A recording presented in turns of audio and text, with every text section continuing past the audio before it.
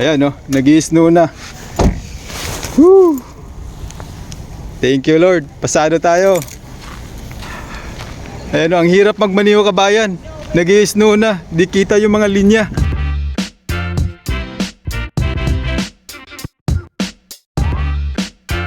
Kumusta, kabayan? This is Dads from Dads Info TV. Dito po sa Sudbury, Ontario, Canada, kabayan, ay alas 12 pasado na ng tanghali. So sa Pilipinas is alas 12 na ng gabi. So ngayon po ay araw ng Martes, day off ko po ngayon. Kaya lalabas ako kasi mag-apply po ako, kabayan, ng driving license po dito sa Sudbury, Ontario, Canada. So pupunta po tayo doon sa isa sa mga driving test center. Malapit lang, kabayan. Ayun, magbibisikleta nga lang ako. Kasama ko si Nakamura, ang aking bisikleta. So malapit lang, siguro mga 10 minutes ride, kabayan. Samahan niyo po ako, kabayan. Alamin natin kung anong mga requirements para sa mga baguhan na kukuha ng driving license dito po sa probinsya ng Ontario, Canada. So ayan, kabayan, no? Kung gusto nyo mag-aral ng driving para sa mga trailer truck, ang lalaki ng mga sahod ng mga driver dyan, kabayan. Tignan mong isang ito. Northern Academy of Transport Training. Galing pa yang Ottawa Province. So ayan, kabayan, andito na nga pala tayo sa Montrose Mall. Dito lang po yan sa Sudbury, Ontario, Canada. So andito yung driving test. So ayan, no, drive test, driver examination center. So bago yan, kabayan, pakita ko muna sa inyo kung ano yung kalsada dito sa Ontario, Sudbury, Canada. Kaya kung makikita nyo, di ba, yung lane nila, suma total is merong 5 lane. But bakit ko nasabing 5 lane? Kasi magkabilaan 2-way, may dalawang linya, di ba?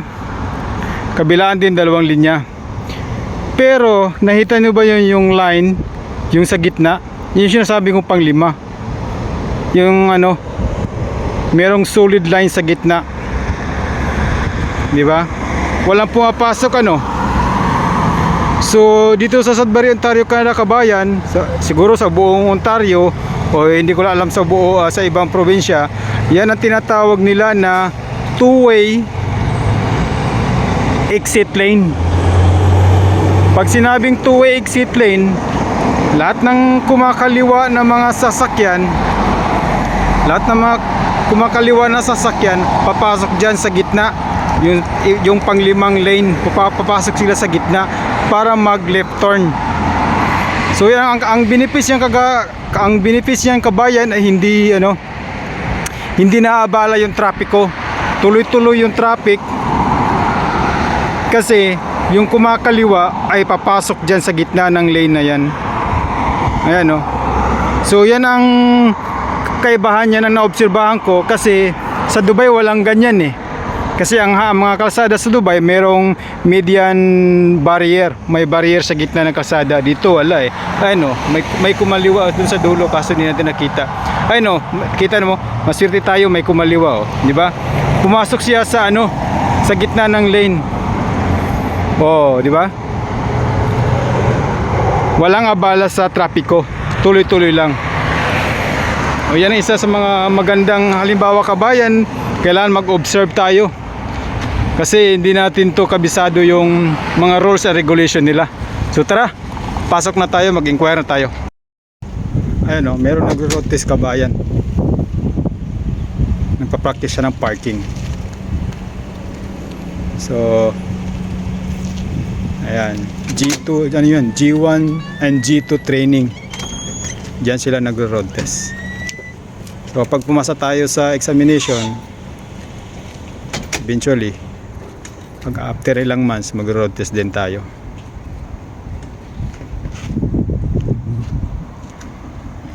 Tara, pasok na tayo. So ayun lang, oh, dito lang, oh.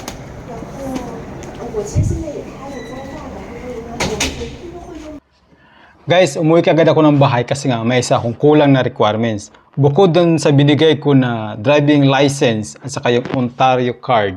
Kasi dito sa Ontario, pag residence ka, merong Ontario card. Okay? So, bukod dun sa dalawa, may hinihingi pang isa. Yung experience letter mula po sa RTA Dubai. At kung ikaw naman ay galing Pilipinas, dapat later experience from LTO. Hinanap nila guys. So bakit ko ba hindi kumuha ng letter of experience kabayan? Kasi dito po sa Canada kabayan, meron kasi mga FB group ng mga Pilipino. So nag-post ako doon, nagtanong ako kung meron bang mga kagaya ko na kararating lang dito po sa Canada, kasi last month lang po ako dumating, na kumuha ng lisensya. May sumagot guys na taga Manitoba province, I'm not sure. Basta may sumagot ang sabi, kumuha din siya, kararating lang din niya dito sa Canada, wala pa isang buwan o mahigit isang buwan. Ang hiningi lang daw sa kanya is driving license sa Dubai. So galing din siyang Dubai, ano.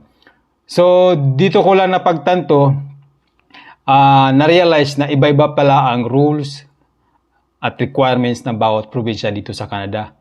So sa kanila doon, ang hiningi is driving license lang. Since baguhan pa lang naman kami, kasi pag bago kasi may allowed pa tayo magmaneho dito sa Canada up to 3 months. Okay?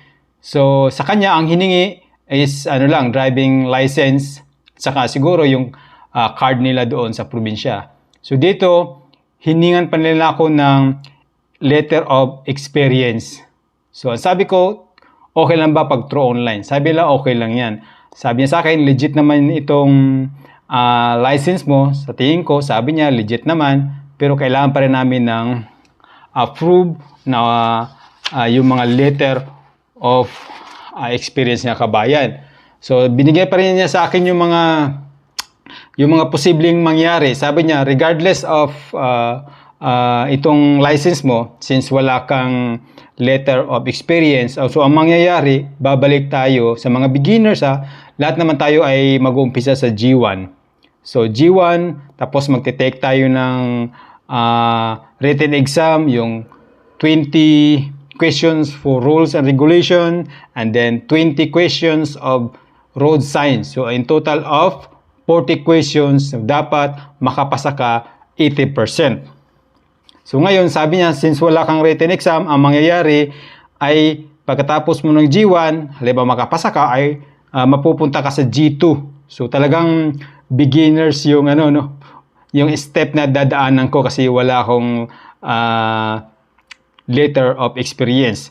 So pagka pumasa ako sa G1, mapunta ako ng G2, siguro it will take 5 years. Lahat yun, sabi niya sa akin, sinulat niya 5 years bago ka makapunta sa G. G yung pinaka-lisensya na walang restriction.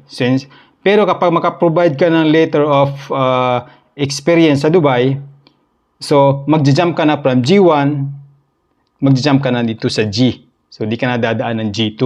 So sabi ko, sige, subukan ko pong kumuha. Kasi nga, sinubukan ko kumuha dati. Iniiwan ko ba, nag-e-error pag nandun na ako sa payment na stage, nag-e-error yung RTA Dubai na website. Kaya umuwi ako kaagad ngayon, so subukan ko ulit kumuha ng letter of experience kabayan. So ganun din dapat kabayan kapag halimbawa galing ka ng Pilipinas, kumuha ka na panigurado. Okay? Kasi ngayon, pumunta lang ako doon ngayon kasi sinubukan ko gawa nung advice ng isang ating kababayan dito sa Canada, pero hindi ko naman sa sinisisi kasi magkakaiba pala talaga ang rules and regulation ng bawat probinsya dito sa Canada. So ngayon, susubukan kong kumuha through online sa RTA Dubai ng letter of experience kabayan. Finally kabayan, ay nakakuha din ako ng driving certificate experience from RTA Dubai through website nila. Buti na lang meron tayong kaibigan. Andyan yung kumpare ko at saka kumare ko na si Arnel at saka si Yang. Sila po ang tumulong sa akin. Salamat sa inyo pre. Mare, salamat. Shout out sa inyo sa taga Dubai. Kasi nga po sila tumulong sa akin through online kabayan makakuha ng driver experience certificate. Kasi kailangan ko po kailangan ko yung certificate para po mag-apply ng driver license dito po sa Ontario, Canada. Para po dumiretso na po ako sa G-Class, hindi na ako dadaan sa G2. Pero still, dadaan pa rin tayo sa G1 as a beginners. So, kailangan natin ipasa yung knowledge test. Kukuha ako ngayon. At pagkatapos ng knowledge test, kung makakapasa tayo, ay road test para po sa G-Class. So, Ulitin ko po, maraming salamat. Shout out po sa taga Dubai na si Kumaria at sa kumparing Arnel at saka si Yang Yang. Tara kabayan, mag-submit na tayo ng mga application, mag-apply na tayo ng driver's license dito po sa Ontario, Canada. Let's go!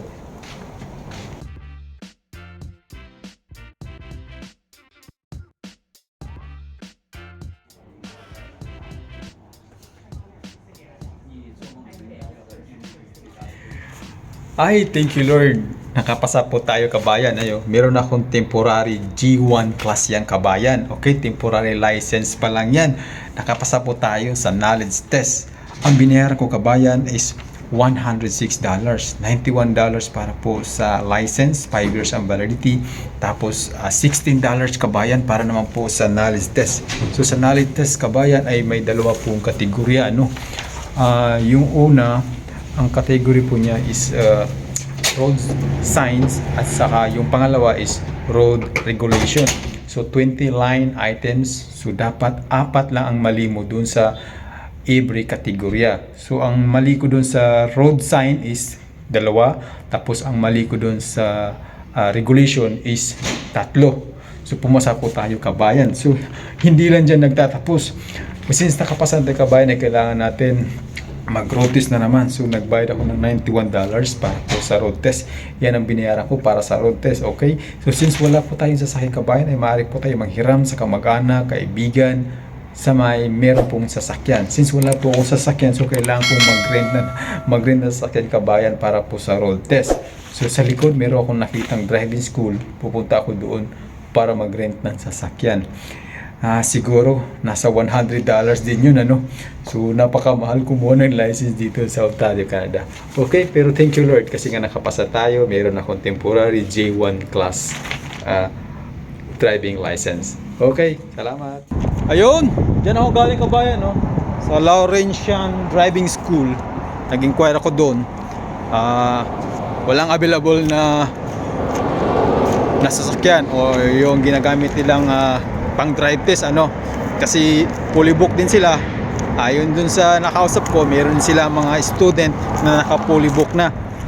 So I'm not sure anong gagawin ko, pero gagawa natin ng paraan kabayan. Okay, gagawa natin para maghanap tayo ng mga kaibigan na meron sasakyan na pwede magpahiram sa atin. Kasi dito kasi hindi sila basta-basta magpapa-rent lang, bibigay sa iyo on the spot. Dito meron pa silang at least 2 hours. Kailangan ka muna mag-drive para to familiarize sa lugar. So ang babayaran natin is nasa $200 something. Ang lamig, wala akong gloves, sakit sa kamay, nanginginig na, pasensya na kayo, nanginginig yung camera natin. So uwi muna ako kabayan. So yun lang yung mga proseso sa pag-apply ng driving license kabayan, So next week pa yung test ko para sa G-class driving test next week pa. So maghahanap ako ng mahihiramang sasakyan. Pero yung video ko, yung camera, nanginginig na sa sobrang lamig. Okay, mag-aabang na ako ng bus. Yan lang, dito lang yung bus stop sa baba. Andito lang yung bus stop. Ayun! Finally guys, this is it. This is the moment. Ngayon po ako naka-schedule kabayan na mag-road test para sa G-class. Buti na lang nakahiram tayo ng sasakyan. Pinahiram tayo ng ating mga kaibigan. Maraming salamat pala kay Kuya Benji at kay Ma'am Sheila. So yan ang nahiram natin guys. Yan. Kapitbahay lang namin. Kasi dito kami nakatira. Dito pala ako nakatira. So buti na lang pumayag sila. Ayan, pumayag sila Ma'am Sheila saka si Kuya Benji na hiramin ko yung ito. Yan, Mitsubishi Corolla. Kotse yan ni Ma'am, kotse ng boss namin. So buti na lang pumayag sila para mahiram ko. Rintahan ko na sana. Pero sabi nila, okay na, wag mo na rintahan, okay lang daw. Malit na bagay. So napakabait nitong mag-asawa na to. Yung babae, si Ma'am Sheila, boss po namin. Tapos yung asawa niya, si Kuya Benji, ay katrabaho din namin dun sa Canadian Tires. So ayan. So Sana makapasa ako kabayan, ano. Pero gagawin ko ang aking best. Okay? See you soon. So ayan si Kuya Benji, lumabas na. Ayan si Kuya Benji. Okay, bye. Ay nako kabayan. Merong pangyayari na hindi natin inaasahan. Hindi po natuloy ang aking road test gawa ng kulang po ang aking highway experience dito po sa Ontario, Canada. Particular po dito sa sa Sudbury. Ito nakita niyo ang kabayan sa driving leaflets dito nakalagay dapat pala meron akong at least 5 times within 3 months na dapat magmaneho ako sa mga 400 series highway o kahit sa mga freeway, basta mga highway kabayan, at least merong 5 times dapat na experience within 3 months. Ganun po kabayan. Otherwise, ika-cancel nila yung road test mo, kagaya na nangyari sa akin. Hindi ko kasi binasa, lesson learned yun sa mga hindi nagbabasa.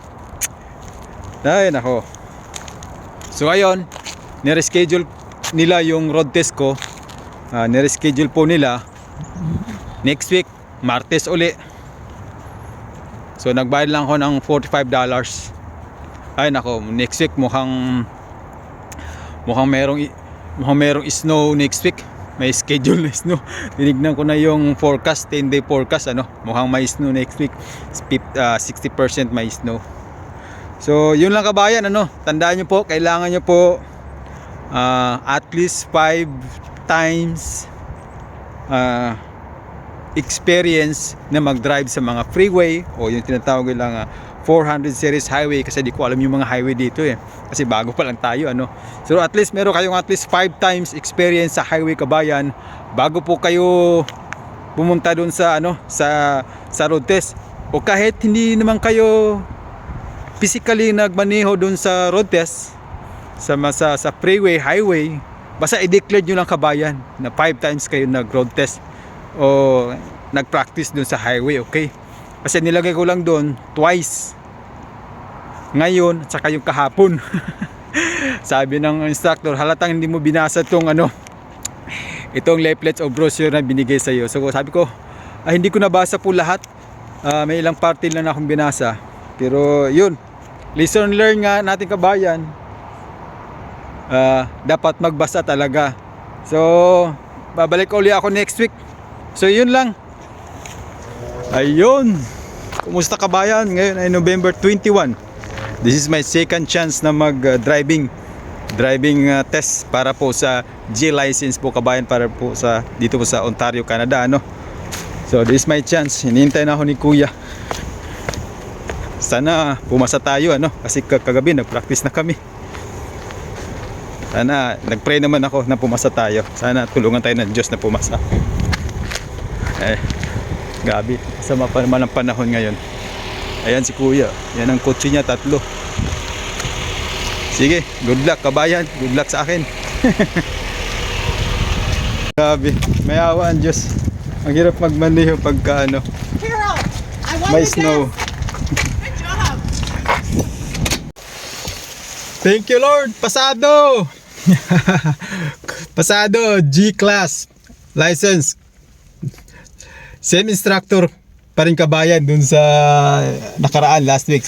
Naalala niya ako. Sana, kukunin na natin yung license sa loob. Pasok na tayo. Pero ayan, nag-i-snow na. Ayan nag-i-snow na. Woo! Thank you Lord, pasado tayo. Ayan ang hirap magmaneho kabayan. Nag-i-snow na, di kita yung mga linya. Thank you Lord, dahil nakapasa po tayo sa road test kabayan.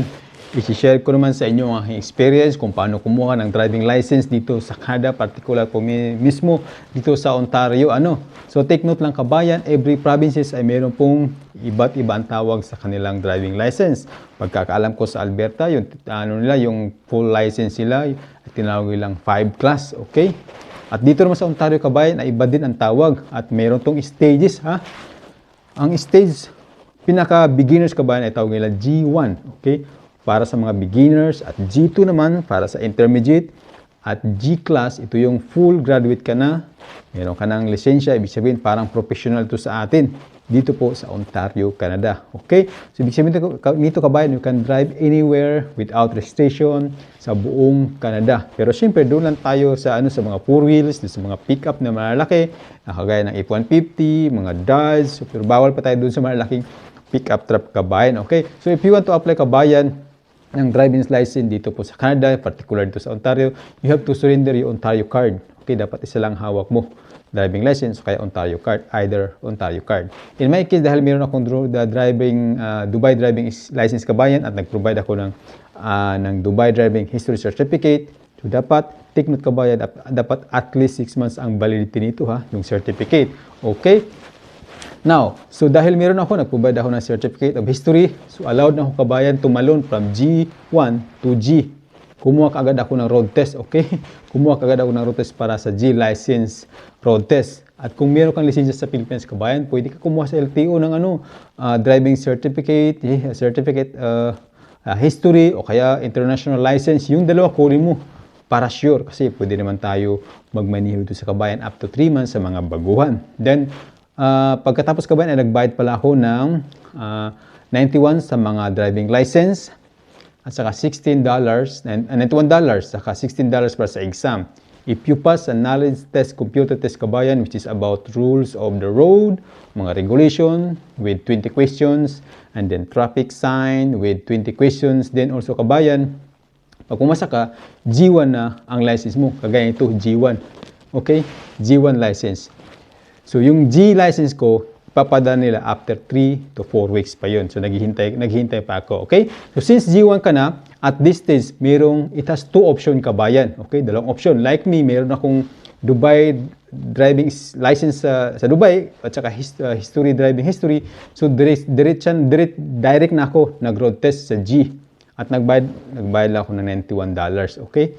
So, pumasa ako kabayan. Okay? Pumasa ako sa driving test sa G level. Same as professional driving license po ito kabayan. Okay, remember that kabayan, sa mga G road test, okay, dapat at least meron kang 5-time experience na mag-drive sa mga expressway o sa mga highways dito sa Canada within 3 months. Okay, kasi yun ang pagkakamali ko, yung unang attempt ko na mag-road test para sa G class. Okay, basahin nyo to kabayan kasi nandito po yan nakalagay. Doon sa nabanggit ko sa dalawang option kabayan, yung isang option, unlike sa iba na mga G1 talaga na beginners pa lang, no? So, kailangan nila kabayan na mag-practice. Once na makapasa sila sa knowledge test, so G, makakuha sila ng ganito. So, kailangan nila magkumuha ng experience, mag-gain ng experience at least 1 year bago sila allowed mag-road test for G2. Okay? G1, tapos mag-road test sa G2. Pwede ka naman mag-enroll kabayan sa mga driving center school. Siyempre, ang bayad nun, nasa $800 ata. Pero yung waiting period, mas maiksi.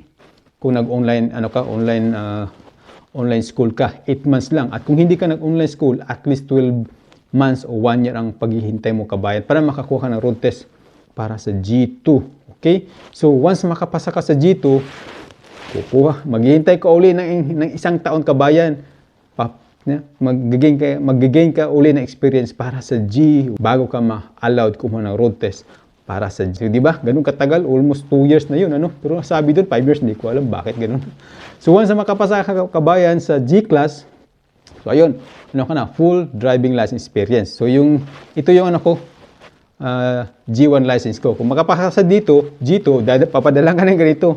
Tapos sa G uli, papadalang ka ulit, so bali 3 license mo. Pero siyempre, yung mga G at saka G2, sisirain mo. Ang hawakan mo na yung G class kabayan. Okay, so tandaan mo, basahin mo to, at saka yung kotse na gagamitin mo, dapat in full condition. Kasi checkin niya ng examiner, pati ilaw, headlight, mga indicator, harap sa likod, sa kahon, kabayan, ay chine-check po yan. Kapag nakikitaan ng mga damage, maaring makansela ang road test mo. Kaya every road test, checkin mo yung kotse mo kung nasa good condition. Okay? So, ito yung license ko sa G1. Pero pag dumating yung G ko, sisirain ko to. I-discard ko na. Kasi dapat ang hawak mo ay yung G-Class license lamang. So, ayan po mga kabayan. Maraming salamat sa iyong panonood. At kung hindi ka pa nakasubscribe kabayan, subscribe mo naman. Libre naman yan. At thumbs up ng video na ito. Okay? At kung meron ka pa mga katarungan, kung balak mo pumunta sa Canada, i-comment mo lang sa comment section ng ating video. This is Dads from Dads Info TV. Ako magpapaalam po muna mula po dito sa Sudbury, Ontario, Canada. See you soon. Shukran.